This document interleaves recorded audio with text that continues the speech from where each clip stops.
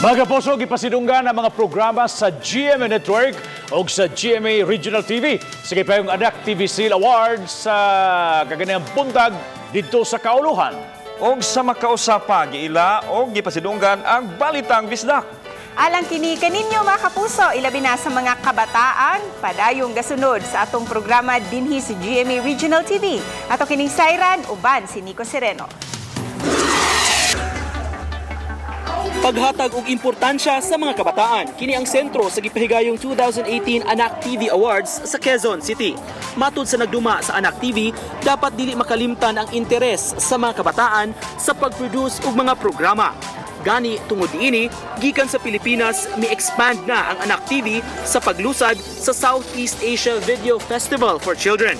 Unang giila ang mga makabata stars nga naglakip sa mga kapuso nga sila si Drew Arellano, Cara David o kapuso royal couple Ding Dong Dantes ug Marian Rivera. Ang mga programa sa GMA Network ug sa GMA Regional TV gipasidunggan sa Anak TV Seal.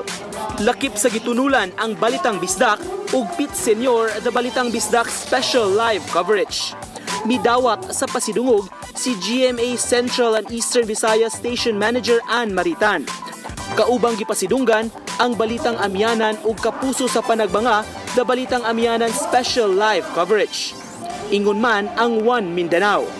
Magpapatuloy ang GMA Regional TV sa pag-produce ng mga makabaluhang mga programa lalo na para sa mga bata. And we're very happy with that. Maraming salamat mga kapuso sa patuloy niyo suporta lalo na sa 2018 para sa inyo itong mga awards ng GMA Regional TV. Gihalad sa GMA Regional TV ang pasidungog sa tanang mga kapuso, labi na sa mga kabataang nagtanaw sa mga programa.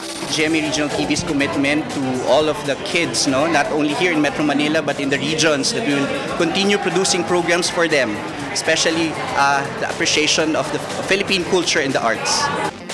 Nico Sereno, Balitang Bisdak.